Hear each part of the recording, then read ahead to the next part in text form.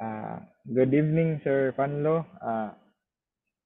I will interview you about Rizal. So for you, kinsa si Rizal? Basic answer or difficult answer?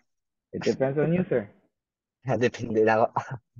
Okay, so Pwede, basically Rizal, ha? Sa? pwede rag Bisaya. So, pwede ra. Pwede na sa Bisaya. So, hindi lang, mag-English lang ko. Okay, so basically, good evening, no? Ngayong gabi, subay sa mga pamatas. So, Rizal. So, Rizal was not just our national hero, no? So, he did so many things for his countrymen. He did so many things like he's a doctor, at the same time a writer. He's a sports person. Um, accord, just to reiterate pre what my previous instructor in the same subject told me when I was in college, that Jose Rizal has talents from A to Z. He has 36 talents. Mm, So I would say that Rizal was very, very talented, in terms of what you call this, in terms of everything. Sa halos lahat ng butang. He from A to Z. And what did our instructor tell us? He told us that, and one of them is the letter W, a womanizer. No, dagang kasi ah, babae. And Asa ginamang topic nevertheless, ko? no, Ah, he has so many men, but the only thing that our instructor has been trying to tell us that what is the connection of Rizal being a womanizer to our subject current to our current subject, sir? He told us that wa mo'y uyab, may pas Rizal na ah. Ano ko, okay. Sige, ipanahon gyud. But anyway, so as far as I can remember, no, Rizal was a very talented person. He was our national hero indeed, and I admire him for being such kind of a person, being able to cause the the revolution for the ones who became the national hero of our country. He was the one who liberated, or not really the one who liberated, but the one who helped yeah, to to nag, trigger the outcry of nag-inspire. our Filipino people to revolt against against our foreign oppressors. So even until now, there are some people who are um there are some people who are really really passionate in outcrying their sentiments to our current state right now. So I would say that Rizal really influenced Yeah, a lot of people. indirectly, he influenced our capability to become a patriotic People. country, I guess, no, for some people. But but come to think, for you as a college student, as a dentistry ka, no? Dili ko PT. PT Oh, sir. as a PT student, would you become a patriotic person? Would you Oh, like be, would you like to become Rizal? not really become like To isa in become terms of to be kanang kwan. killed? Dili sad ka na mamatay pero kanang lang ba sa Ah, like for example, daghan or kag manggawas na PT. having Ano ka? doubts di ay ha. Dili Having doubts ha. Hadlock mamatay ng dahil sa iyo. Pero sugod mamay kaayo. dili sa Sus. kanang dili ba Ah, kanang daghan ba na like manggawas na PT. Magkuwang-kuwang na biyag sa planet. mm, Sa pala nako, akong way of serving my country is anin na lang sa work, di ba? Pero in the ah, future pa na siya. mo ba? The near future. So, Yeah. to sir. And Sige. Moro so to, padayon. sa question number two, sir, in what ways do you think you are similar to Rizal? Similar. Aside for being a worker who pay taxes, no, who pays tax Like, for our country. So I guess that's one contribution for us Filipinos, no? Kaya we pay our own tax because we're a working people, and it's really right and just for us to what you call this, to follow the steps of Rizal. How can I be one? The literally I cannot be Rizal because I'm not that smart, no. I don't have A to Z talents like him. I only have A B C D, no. Mm. I only have A B C D talents. I What do you mean about that? So what do you mean by A B C D talents? I have only four talents. Mm. Kasama sa na, Courage, sir? no? Kasama sa Virtues, na? no? Because Rizal exhibited some virtues. I do believe that Rizal's just like Mahatma Gandhi, was it Mahatma Gandhi, Sa India, sir? or yeah, I think it was Mahatma Gandhi whose philosophy was the philosophy of nonviolence. He resorted to dialogues, no, just like Rizal, he resorted to his talents. Sa akong, Just like in the gospel passage of the Bible about the parable of talents, wherein if you don't if you don't invest on your talents, if you don't use your talents, then those gifts are worthless. As a oh, person, as a person with talents and as a capability to work on your future, we can say nga we can say if we try to quote on Ninoy Aquino, are the Filipino people worth dying for? If you were to ask that question to Rizal, are the Filipinos worth dying for? I think he would say yes. yes. Nahitabo mo I dito, would sir. say yes, kinahitabo mo dyan na namatay man gyud para sa Para sa mga Pilipinas. No, but Pilipino. pero in the current context today, one of Rizal's one of Rizal's writings would say that ang kabataan na pag-asa ng bayan. Sakto ba? If I am Ning, not mistaken, sakto ba siya? asa, Na, ningon ba siya na? ningan dyan na, Kaya sir? nakalimot na ko. No? Yung kabataan na pag-asa ng bayan. So, one way that I personally contributed to that saying is my experience as a teacher. As a teacher. Just to share some experience, no, previously about last personal day sa school, no, I didn't expect good. I didn't expect that some learners from St. Joseph Academy would remember me. No, I didn't expect after all.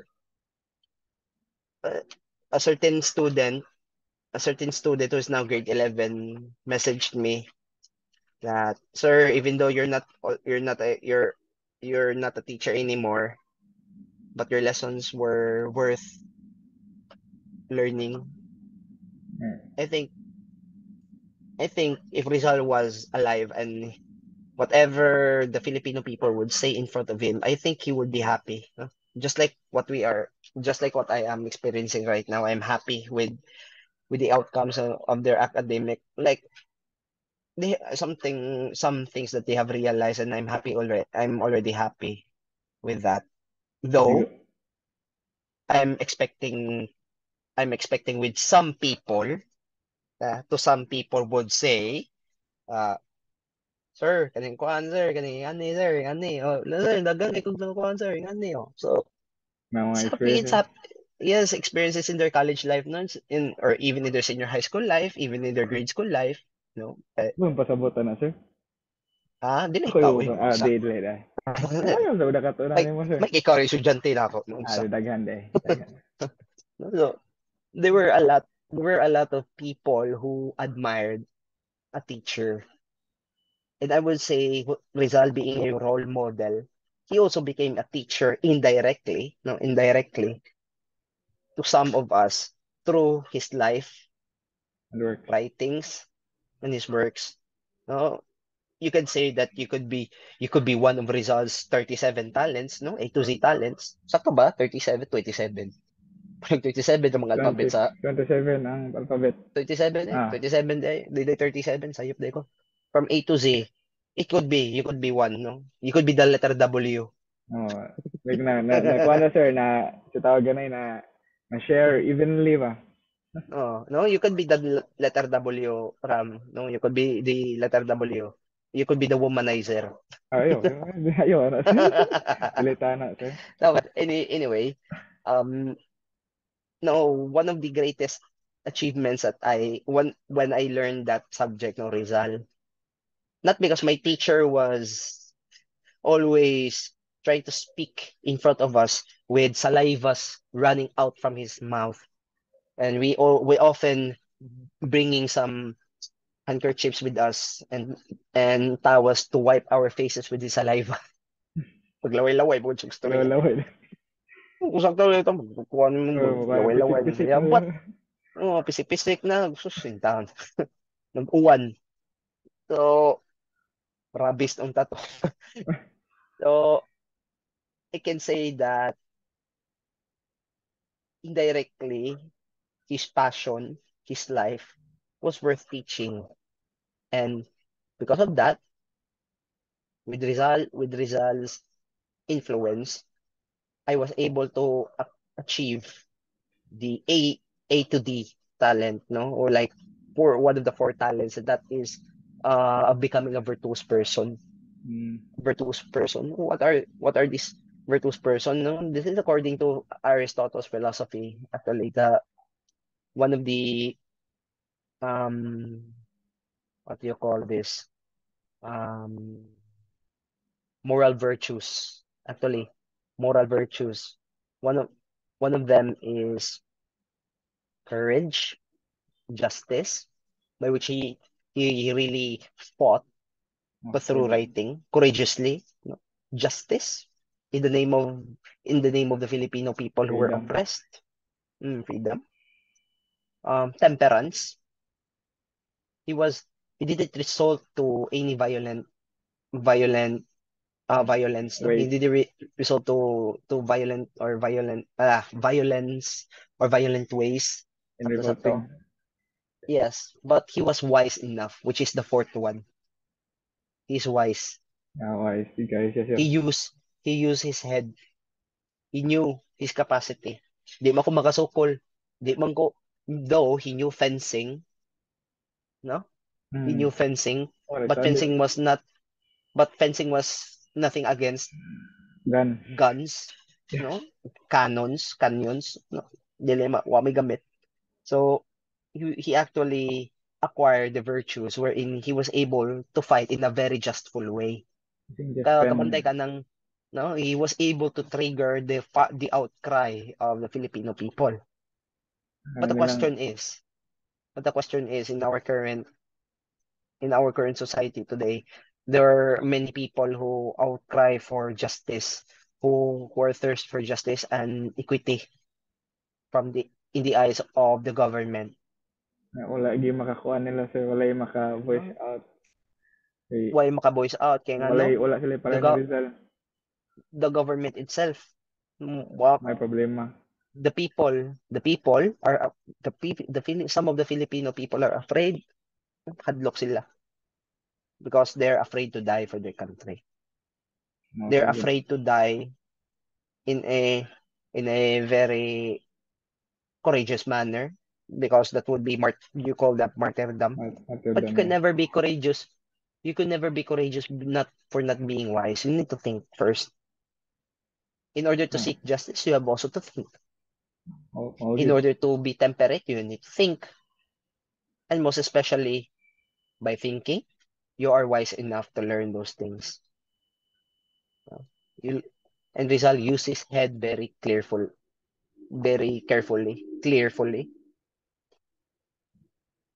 And that's why many provinces had the statue of Rizal, even in the foreign countries wherein he stayed in Spain, Madrid, Spain, or Spain, even Madrid. Germany.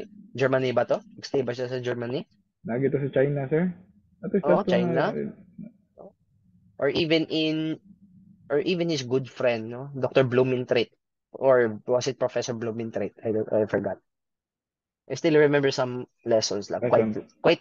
Quite small lang, no? But uh, he was indeed a very, very virtuous person, I can say. Pwede kayo masantos gani unta. Pero di Pero kuha lang mapwede. gid. O Di manay gid. rin mapwede masantos. Di mapwede masantos. Kaya nga naman, dagang mga babae. Bagay babae lagi. Wa may, wa may conversion na hitabo. So, enough that I think he's enough for being a national hero. No, that's my that's only opinion. my opinion. Okay, next question. Good answer. Ikatulong nga question kay, what characteristics do you have that resonates with results? Ito answer. Again. What characteristics do you have that resonates with results? Like similar sa characteristics. Similar. Similar. Ikatong Like W what I siya. have said, like what I have said earlier, I can never be a W. I could never be a womanizer. No? Mabatin ikaw. Ang dili sure eh. Di Well, I could say, nga, patience. Patience. Rizal was very patient. He was never a hot-headed person. Unlike with the other Filipino figures that we have, no, those who resolve to arms, violence, yeah. like Antonio Luna, Di like Ginaldo. Emilio Aguinaldo, Andres Bonifacio, those who were in the front line against the Spanish colonization or the Spaniards fighting against the Spaniards, Rizal never resort to violence.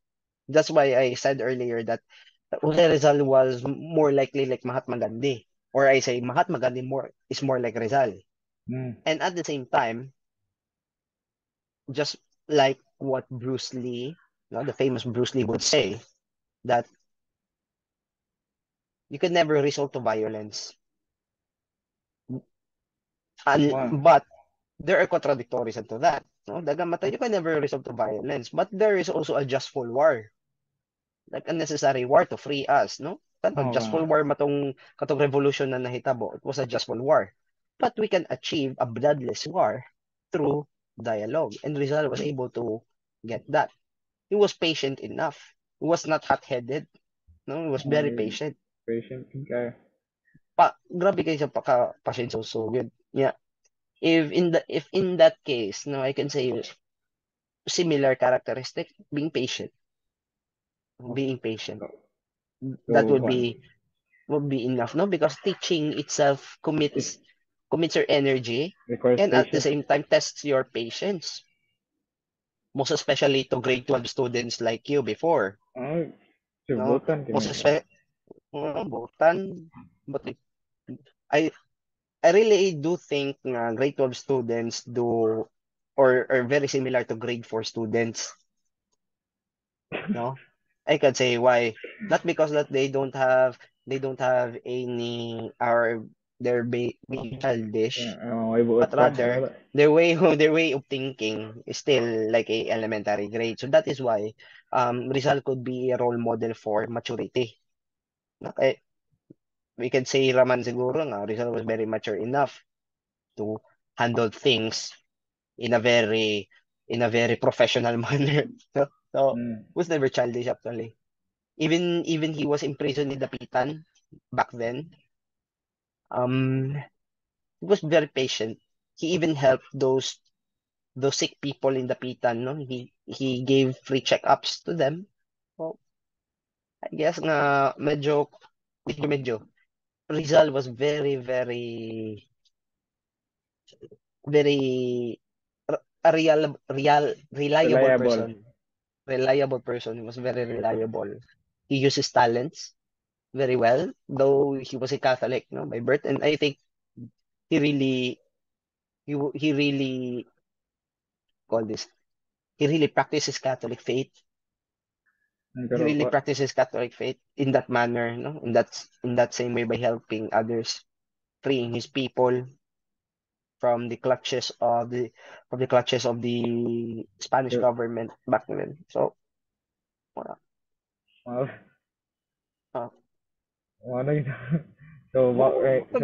patience again ang kanser.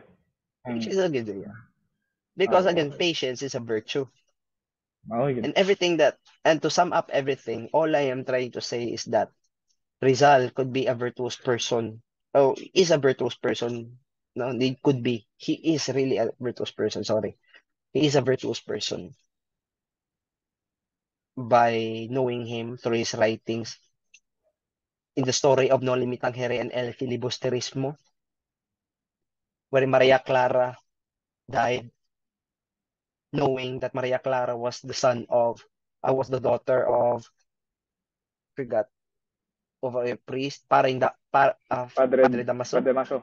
Damaso. Yeah, he was an illegitimate child. Di hinahanan ng konse? Ni, Hmm? ni Maria Clara? Si Kuan ba? Si, limot na si Kuan ada. Kalimot ko. Basta na siya yung mama. No? So, and his lover, Crisostomo Ibarra, O sige, who gusto mo. lately turned to Simeon, planned on revenge. No? Anger. There was anger from a simple love of the youth turned to anger Ang and revenge.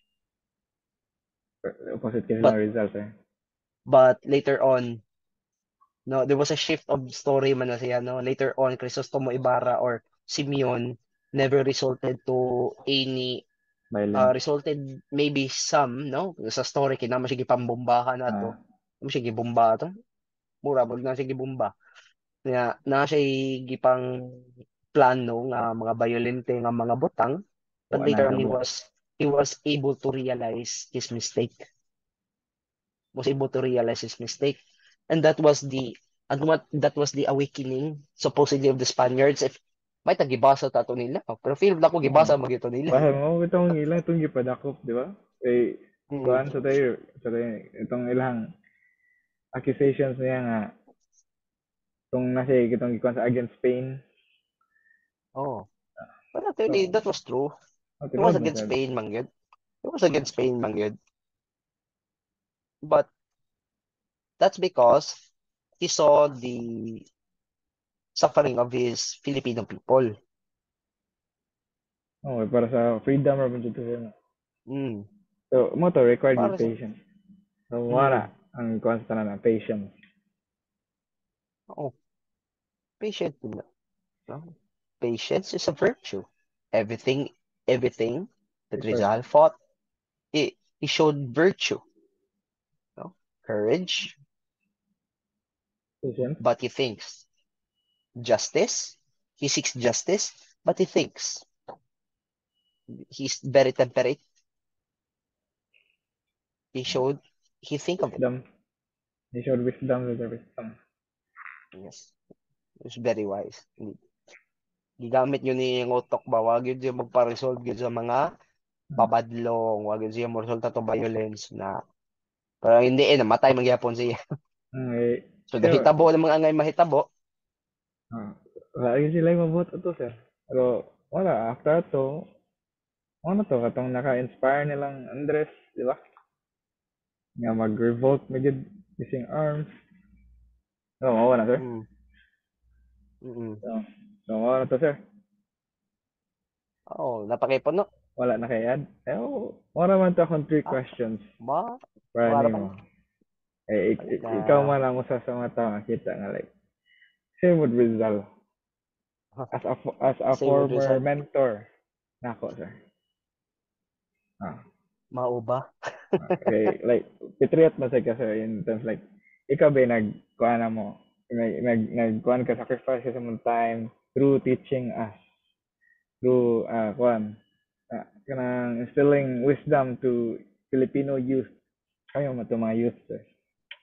So, thank you kayo, sir. Ay, kuhan day, No. sir. Kanang belated happy personal day. Nag-greet naman ko nimo advance dito. Birthday matay mag-ingon good. Happy personal day to, eh. Kamu gito tulong Kalimot ko. Ni Sir Joshua. Thank you, sir. Kalimot Thank, ko. Pero thank you. thank you sa kaysa sa imong paghatag time ani nga interview. Kabalo ko nga busy sa kay ka, sir. So, thank you kaya. You're welcome. Yeah, na answer. Ang kuan ang recording.